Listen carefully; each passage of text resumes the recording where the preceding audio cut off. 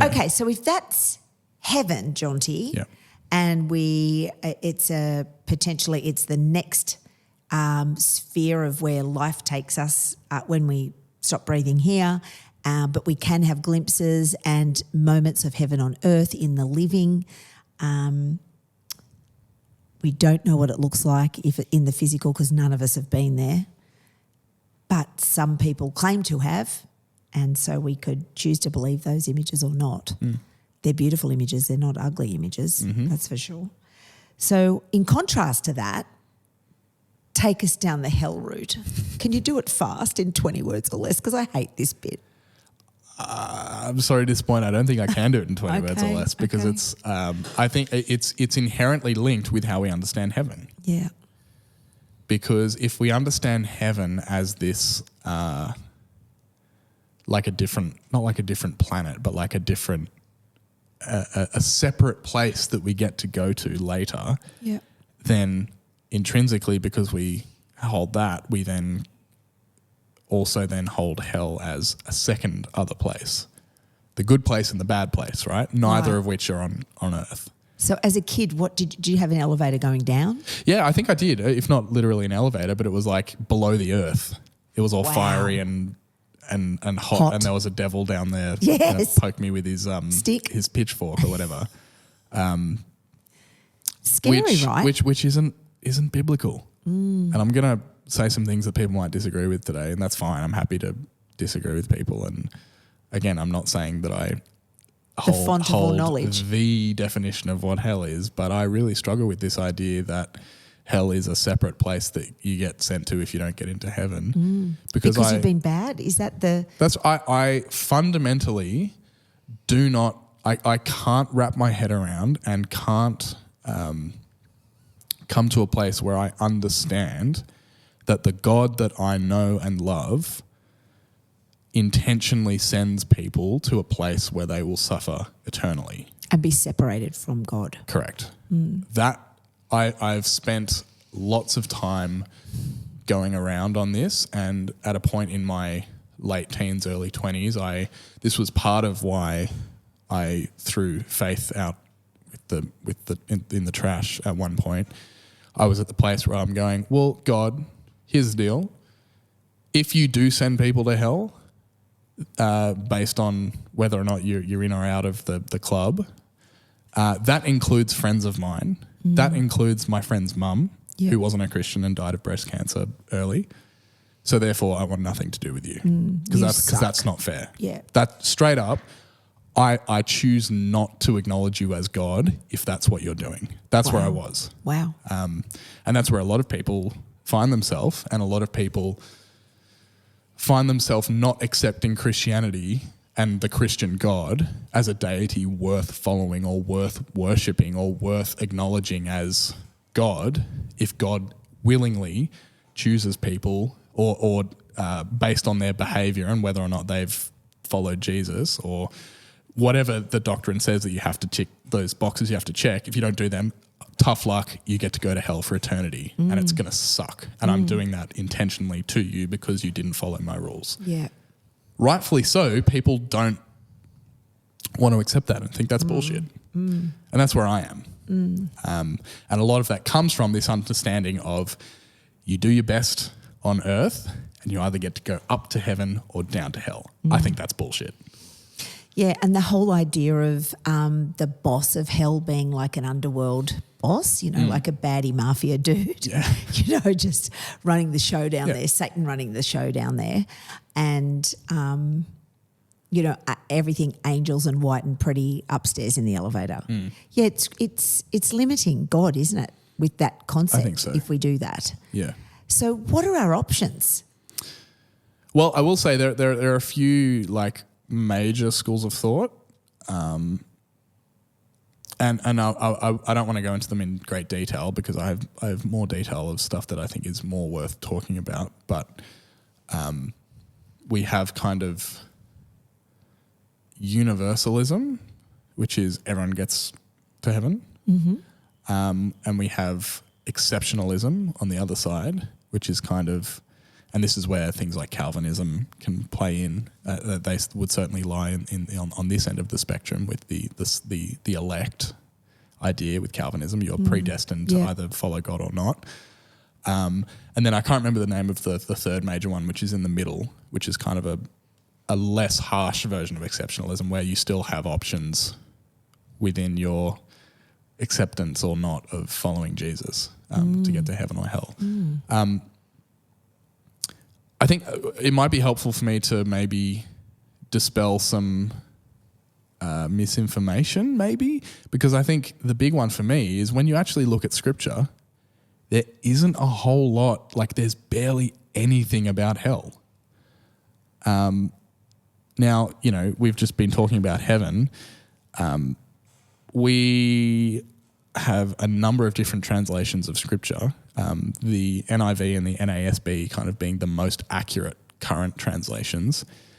How many times do you think, have a guess, the Bible mentions heaven?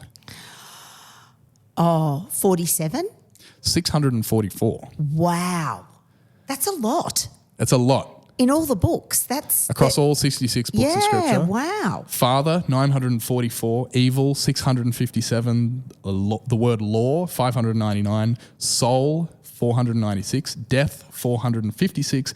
Judgment, 344. Kingdom, 384. And sin, 441. How many times do you think the word hell shows up?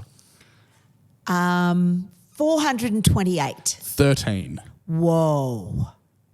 So I think we fall into this trap of giving hell more importance than it actually, that picture paints it all for you. Yeah. Heaven is referenced 644 times and hell is only mentioned 13. And that has shrunk over time. Because, I mentioned the word death, 456. A lot of references to hell in older translations like the King James Version have since been changed to death. Yep. Or words Okay. similar. They're not actually referring to hell anymore. So that's the first thing. I think we place far too much importance on, we hold hell as equally as important as heaven, when if you look at Scripture, one is talked about a whole lot more than the other. So how did we come up with this? Why did we have this obvious obsession with baddies going to this place of total damnation? There's lots of reasons, and a lot of it is cultural. And we can look at the way that Scripture was interpreted through different cultural lenses over the last 2,000 odd years. And whether it's, while the church is in power and holds power over society, using this idea of hell as a way of fire and brimstone, Middle wielding, Ages, holding morality in line and kind of using that as a way of weaponizing and instilling fear. Yeah. This idea of following commands. Because of the fear of what happens if you don't. But also, through things like, a lot of it has the visual ideas of fire and brimstone and devils and things like that come from things like the Quran, the Islamic faith, but also classical literature like Dante's Inferno, less so than Scripture. Interesting. And over time, that has kind of turned into this popular image of what hell looks like. Right. Which isn't really biblical. Wow. Which isn't biblical. I'm super, feeling super less, my fascinating. temperature is going down. I'm feeling less stressed. So do you want me to, I can take you through Please. what is actually in Scripture Yes. about. So there are 4 words that have over time been translated into the word hell. The first one is Sheol, you might have heard. Yes. Which is a Hebrew word which means grave or pit or the realm of the dead.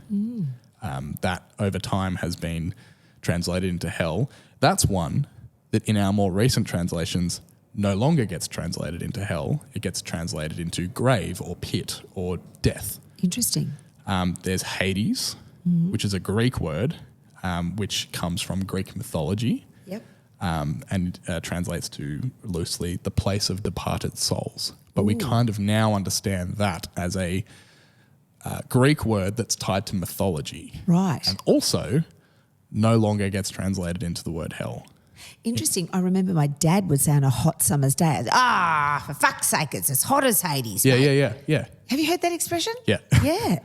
Amazing. Yeah, and you see it in things like, I don't know if you're familiar with like the Percy Jackson and the Lightning Thief, like young adult novels where, Right. what is it called? The Neil Gaiman novel and TV show, Good Omens. These Greek mythological ideas of hell and Hades Wow. are quite popular. But again, comes from Greek mythology and is Not the kind of Bible. more current scholars and translations don't translate that into hell anymore. They keep the word Hades because it's a very particular cultural, mythological idea of the afterlife. The third one is Gehenna, which is a Greek word, which is a valley that you can search up in Google Maps today and you can see where it is in Jerusalem, which was where at the time of Jesus was essentially a big pile of trash that was always on fire because it's where people threw not only their garbage but things like dead bodies, human waste, things like that. But also there's a long history dating back into the ancient world of it being a place of really, really gross, evil, dark things taking place, like human sacrifice. Yeah, I can Yeah. imagine. Wow. And the fourth one is this word Tartarus, which is also Greek, appears in Greek mythology and is kind of linked to the Hades thing. Of the 13 references to hell, all of them are in the New Testament. 12 of the 13 are this word Gehenna. Wow. The fiery tip in Jerusalem. Yeah. Stinkfest. Yep. So Dead bodies, rotting flesh. you can imagine Whoa. within the vicinity, not only could you probably see the smoke, You'd smell it. you could smell it, and everyone knew what it was and where it was. Of course. 'Cause it was basically the town dump Yeah. where you got rid of your rubbish. It Right. was always on fire because they'd be burning Yes. stuff away. So when you look at that, you can kind of start to put together this idea of Jesus using this word hell that we understand in English as hell, Gehenna, as an illustration of Exactly. because it's an image that not only did everyone know, but they were viscerally aware of what it was and what it Disgusting. felt like. Yeah. Which we'll get into why I think that's the case. And the only other one is in. Also, I want to say there's a bunch in Matthew, a few in Mark, one in Luke, and one in James. The 13th one is in 2 Peter chapter 2 verse 4, which is the Tartarus word, is an interesting kind of anomaly because it's about what happens to fallen angels. So it's kind of this. It's less about what happens when we die, and it's more about this illustration of what happens to fallen angels, which we understand Satan, whatever Satan is, was an angel Yeah. that got too big for their boots and got kicked out of heaven. Yeah. And that's kind of where this word Tartarus, Interesting. again, linked to Greek mythology. So really interesting. That's it. So interesting. That's what hell is in the Bible.